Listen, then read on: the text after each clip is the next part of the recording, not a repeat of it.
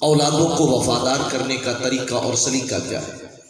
عزیز، اس کا سادہ سا جواب ہے، ہم اپنی اولادوں کو جتنا اپنا وفادار بنانا چاہتے ہیں نا، اتنے ہم اپنے رب کے اطاعت گزار بن جاتے ہیں۔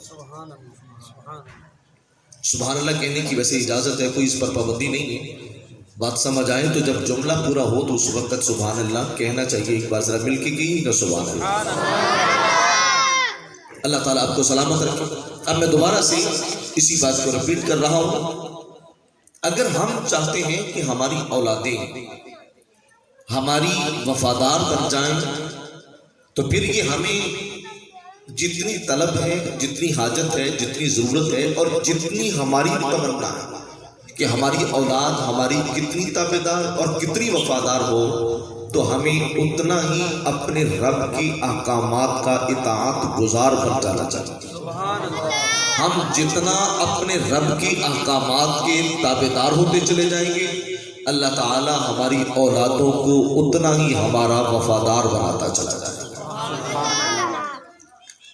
اس مسئلے کو اگر ہم کبھی قرآن و حدیث کے مختلف مقامات پر غور و فکر کریں تو یہ مسئلہ ہمیں بڑی آسانی کے ساتھ مل جاتا ہے۔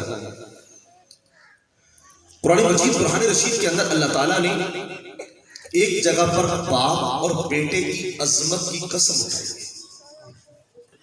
دیکھیے، آج اگر کوئی عام بندہ کسی عام بندے کا تذکرہ کر دے تو وہ عام نہیں رہتا، خاص ہو جاتا۔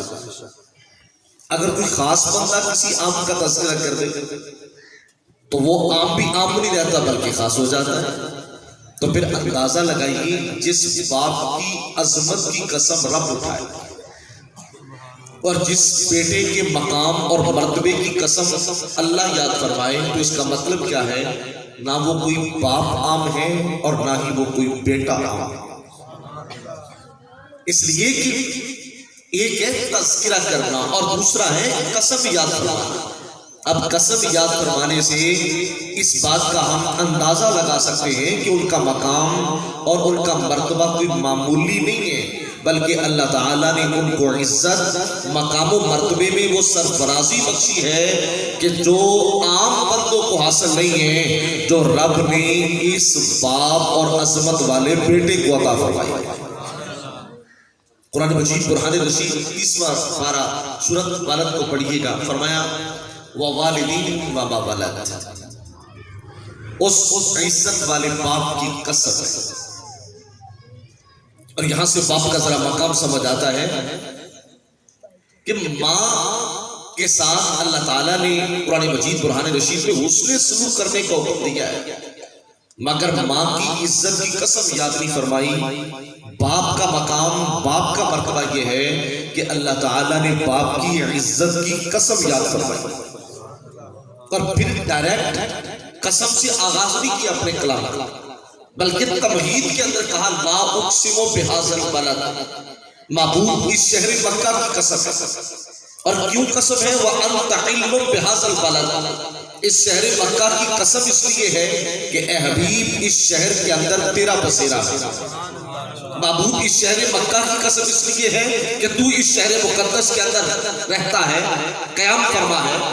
اب اس کے بعد فرمایا وَوَالِدٍ وَمَا وَلَدَ، اس عزت والے باپ کی قسم ہے جس کی قربانی کی وجہ سے مکہ بنا، اور کہا اس شرافت والے بیٹے کی قسم ہے جس کی باپ کے ساتھ تابعداری اور وفاداری کی وجہ سے اللہ تعالیٰ نے اس مکے کے اندر انسانیت کو بسا کے پھر اس انسانیت میں محمد مصطفیٰ کو مبعوث فرما دیا۔